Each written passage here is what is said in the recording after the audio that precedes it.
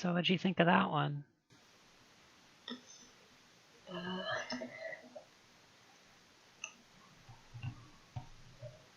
I liked it a lot, but I didn't enjoy it as much because it was a pretty heavy topic. Yeah. I mean, it wasn't just fun like some of Godzilla was. Yeah. It also wasn't like the first one in that it's super moody and grim throughout. Like there's a lot of weird, fun things in there. Like it's very eclectic, but I enjoyed that. so there's a little bit of levity in there, but it's not enough to kind of make the point go away.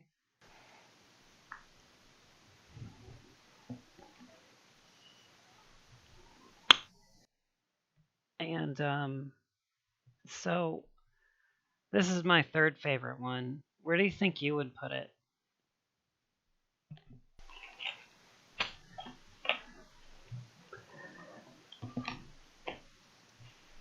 I think I liked it better than the Son of Godzilla and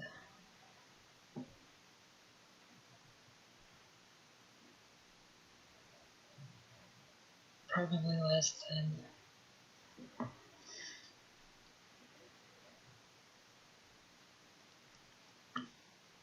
my first two picks. All right. 7, 10.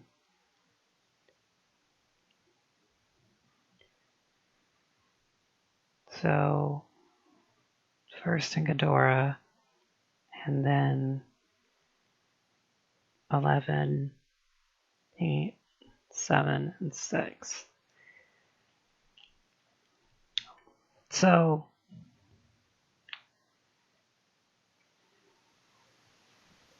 yeah. Um.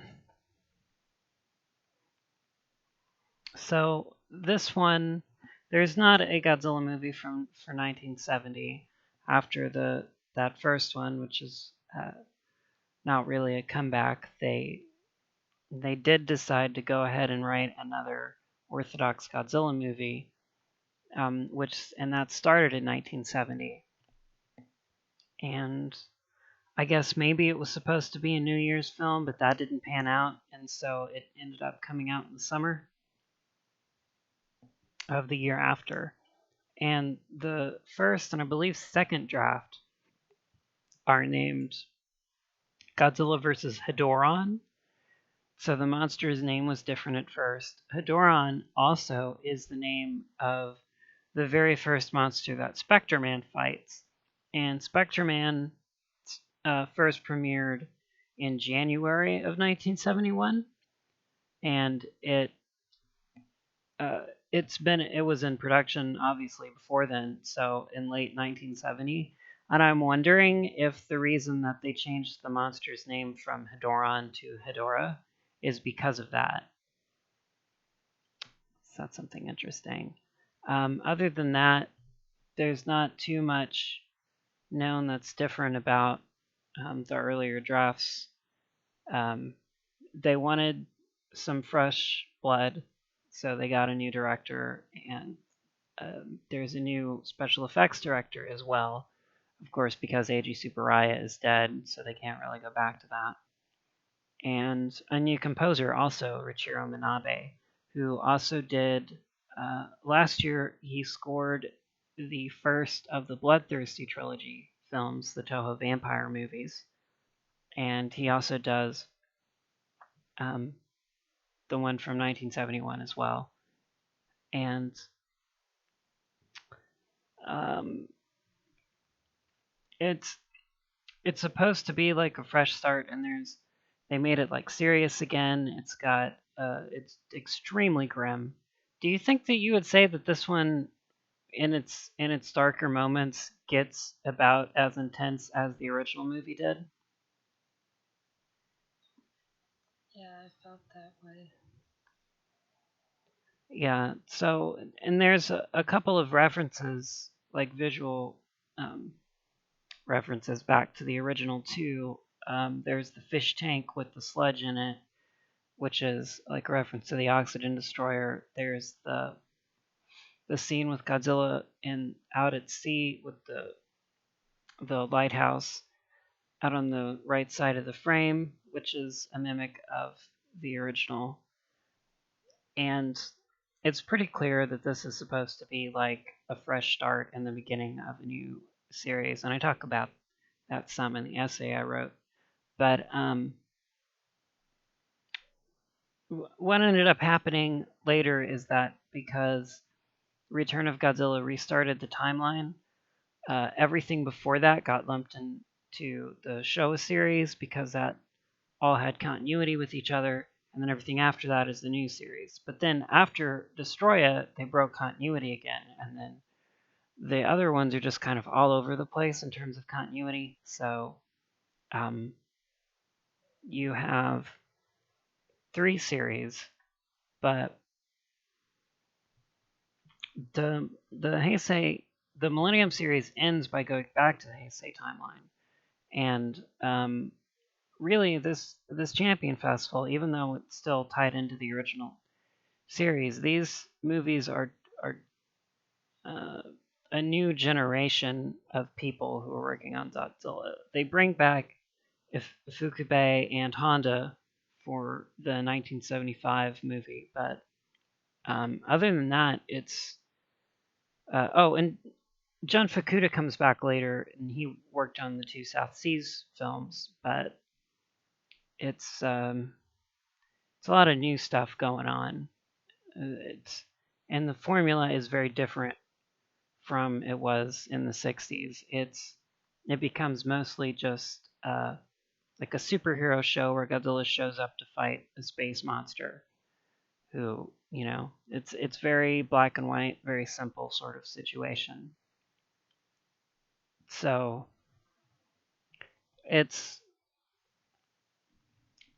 it's more like really there's the 4 different eras of Godzilla, not just 3.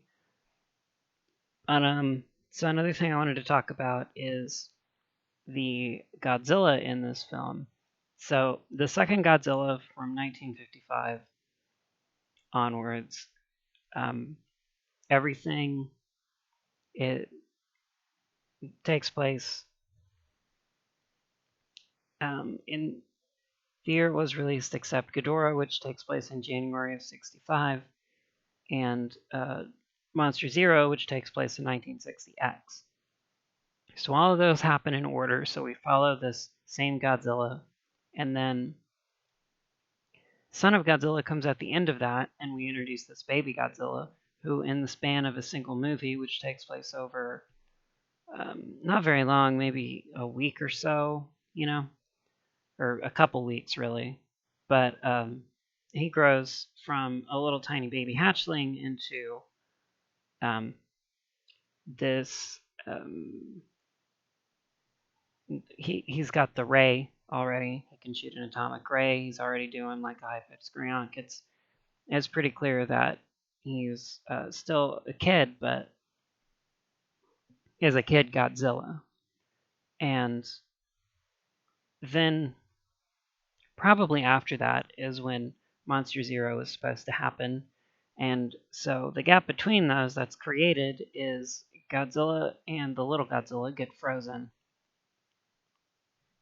on this island. And then we don't see him for 2 years. And then Godzilla is in a lake in Japan somewhere.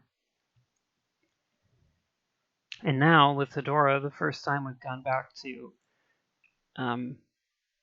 the standard continuity because the Straw Monsters takes place in the far future.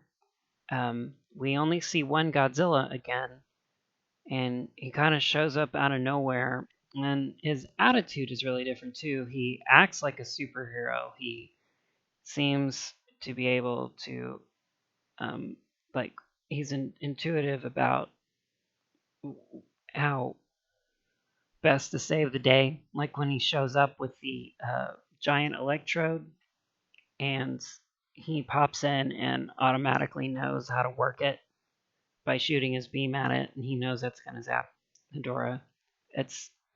It seems really different from the Godzilla of before, and traditionally this is seen as there's a gradual process of the second Godzilla turning from menace into hero, and that transition begins with Ghidorah the Three-Headed Monster, where Mothra convinces Godzilla and Rodan to fight King Ghidorah.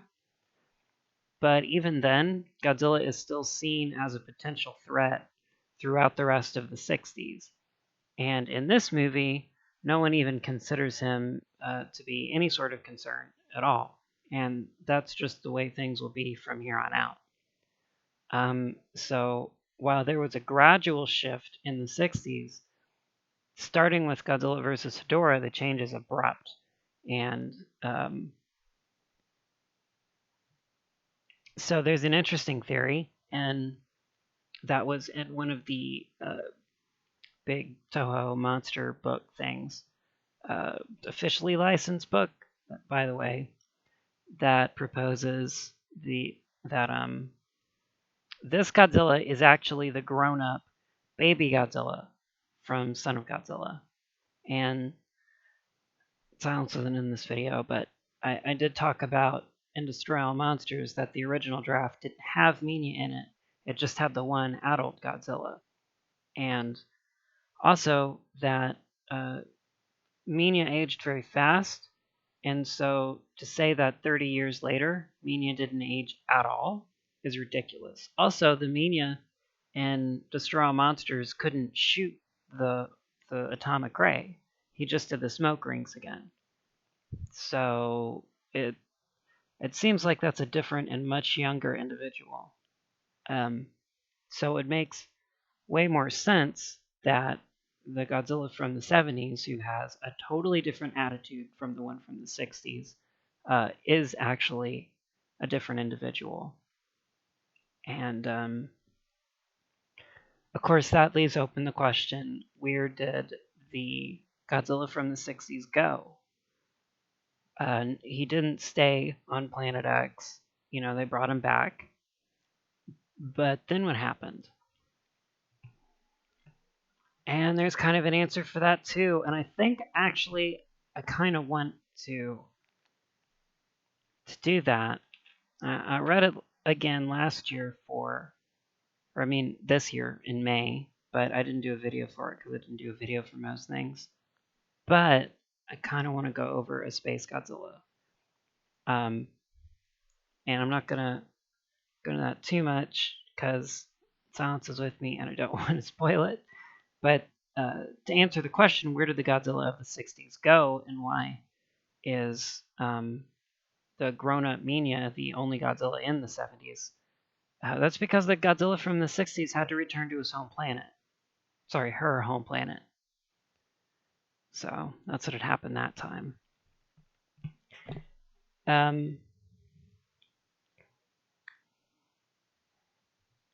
What else is there to say? There was a lot more things I wanted to say about this movie. It's just the best. It's my third favorite. It's so great for a bunch of reasons, but I don't kind of just want to go on and on about it because I've already done that enough, and it's just me rambling. Oh, there's a creepypasta too.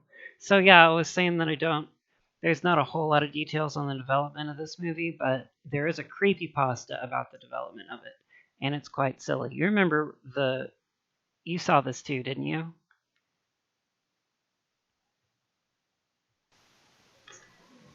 What? The creepypasta about Godzilla vs. Hedorah? Yeah, I think so. Yeah.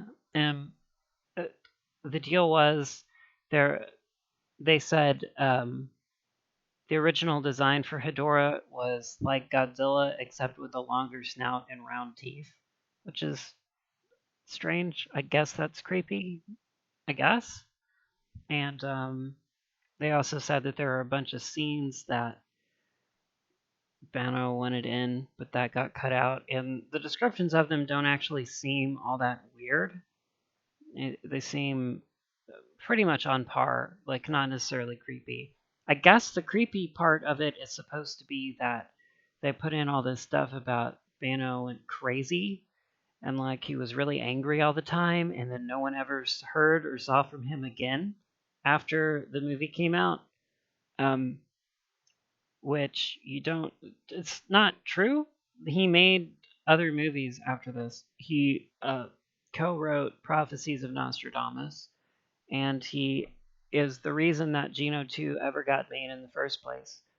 Because he got the license to do a Godzilla movie after Final Wars came out. And he was going to make this IMAX 3D thing, which is the successor to Godzilla vs. Hedorah 2, which I'm going to talk about next time. And um, he needed a backing for it, so he went to Hollywood, and that's how all that happened. He owns a company. I can't remember the name of it. Something audiovisual productions or something like that. And I mean, it's not like he went away. He didn't just die or anything. It's not hard to find information about him either. So that's strange to me. But that's just a creepypasta, and that's just made up stuff. I don't know that Hedorah is any different from Hedorah. I suspect that it's not. I think it's just a name change.